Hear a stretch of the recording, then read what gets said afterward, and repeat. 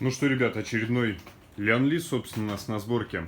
Взяли попробовать новые кулера Thermaltake Pure Plus. Плюс обозначает то, что у нас в комплекте будет лежать вот такой вот контроллер. В чем особенность данных кулеров? В том, что в обычных Thermaltake Pure идет два провода на подсветку и на питание. Здесь все это идет, сейчас, секундочку, одним проводом USB 2.0, который вставляется уже в этот контроллер.